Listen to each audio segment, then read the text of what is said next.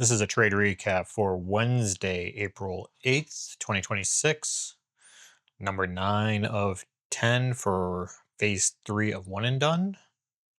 Had a pretty significant gap up this morning, as I'm sure a few of you saw if you were paying attention to the markets or what was happening in the futures last night. So with that, again, just need to kind of roll with it, find the appropriate levels, and execute accordingly. When you get these volatile spikes like this, it really shouldn't change or alter all that much. The only thing I'd say might alter is, again, be aware of the volatility, how that impacts, again, if you're trading options, um, premium, things like that. Because again, that could again change some things in terms of if premium gets too expensive. Do you again just sit it out, or do you just need to size down or whatnot? But all in all, levels still work, technicals still work. So nothing truly changes in that sense. And having a coach and mentor that can really point that out to you, improve it day in, day out is worth its weight in gold. So for me, that's Pat Mitchell over at Trick Trades. You can jump over to tricktrades.com and take a look at what he offers for education. It is an education service, not an alert service. He's been at this for over a decade now and knows exactly what he's doing. He proves it day in, day out, live on screen share. So if you're new or struggling with this, that's who you should be learning from. But if you don't want to, that's all good. He does have some free stuff out there on his YouTube channel. Since he's been doing this for over a decade now, he has over 1,700 videos on his YouTube page. Lots of information on there. Feel free to go through it, learn what you can, try and put the pieces together, but you're probably going to be there a while. Yeah, and the information speaks for itself, and it only is better, again, live every morning on screen share. So with that being said, let's go ahead and jump into this morning's live recording. If you are new here, the only thing we trade are SPY and Qs. So this top row, this is SPY. This bottom row, this is Qs.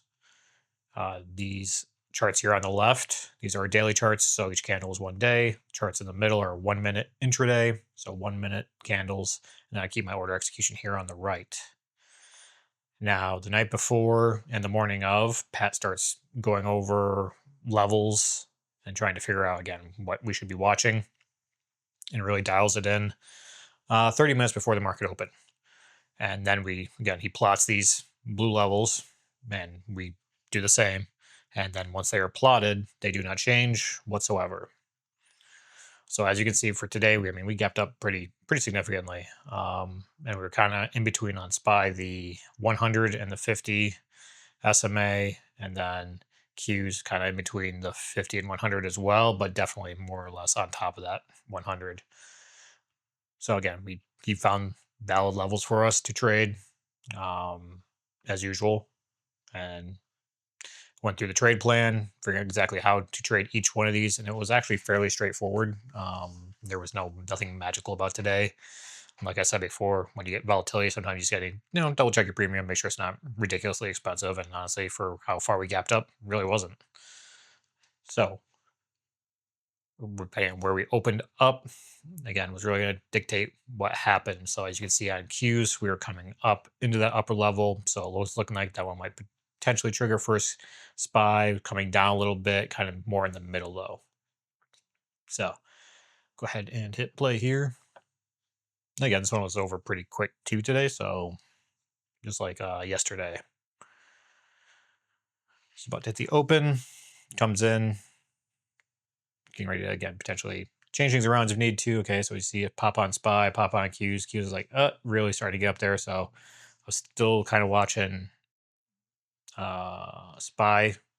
So quickly switch over to Qs.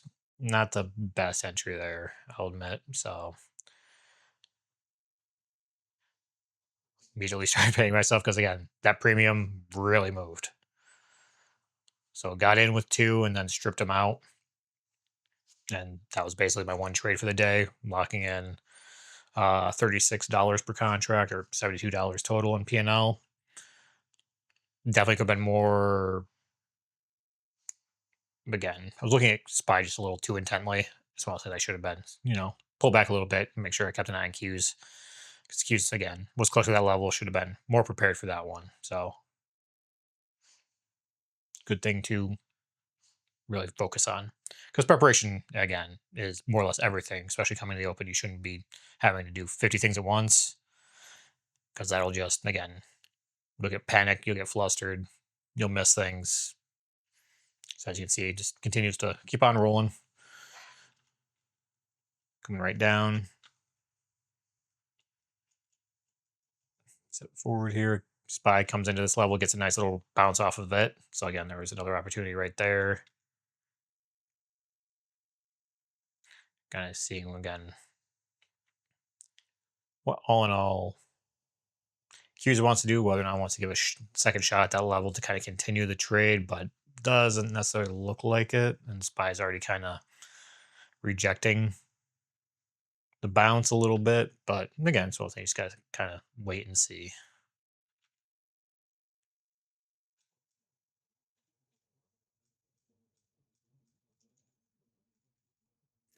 Mark out some levels of interest.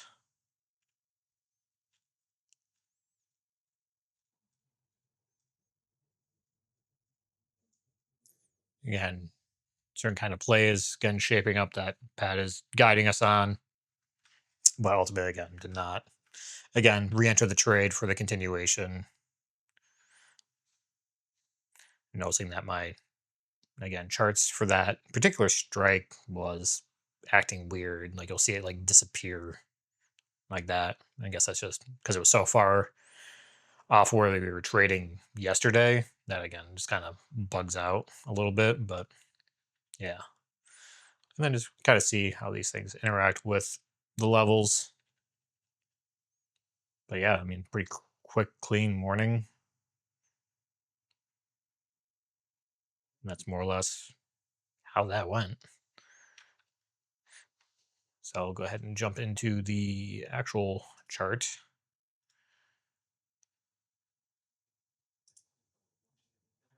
So as you can see, came into that level, popped right into it. Again, could have gotten a way better entry if I was paying closer attention to cues. So rejects it, comes down again, strip out almost immediately because again the premium really did move and it was nice. It's funny is the premium moved on this one and then right in here it seemed like it got a little sticky for some reason. Could just been me.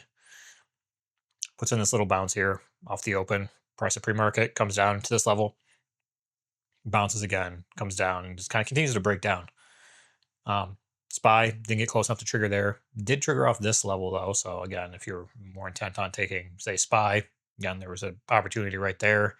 Comes back down, breaks a little bit below, comes back up again. That was another good opportunity, well within risk. Even as it came down, busts through, comes back up.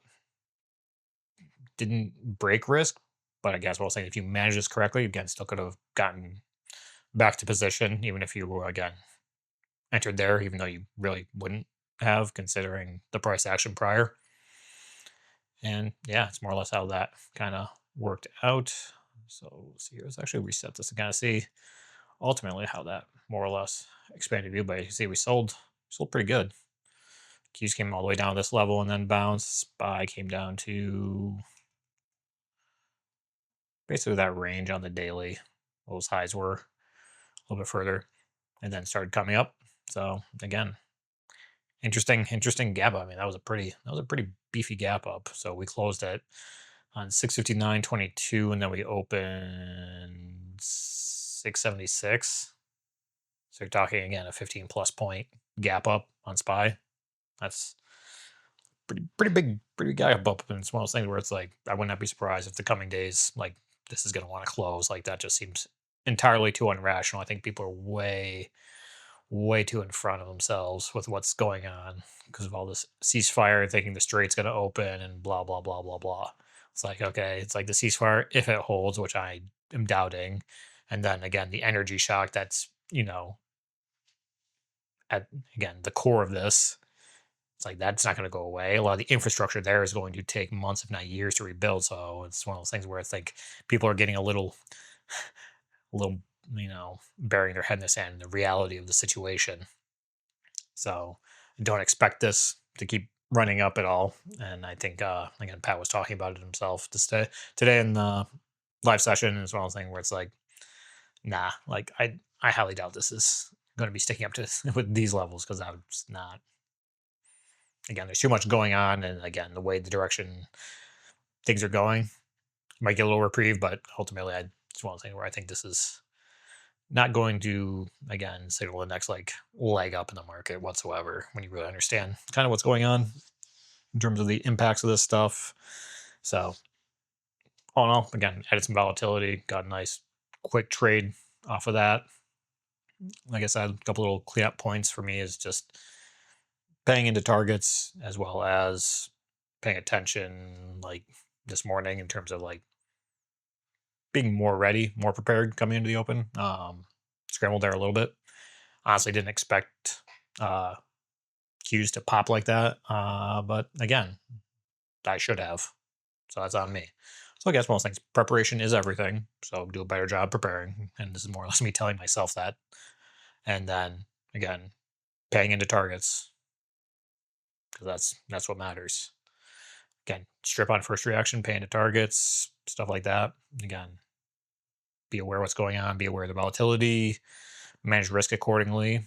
But all in all, stick to the plan, stick to the strategy. It was all spelled out by Pat for us. And again, nailed it and walked away very green very quickly. So done within 2 minutes of the market open. Like, doesn't really get much easier than that. So hopefully everyone else had a good day coming up to the end of phase 3. So we'll probably, again, do a quick recap on this phase tomorrow after we've finished up the 10th one. And we will go from there. Probably, again, go over one or two additional things that are also going on and get ready for phase 4. That's all I got. Hopefully everyone has a good day, and we'll catch you tomorrow for number 10. Thanks. Have a good one.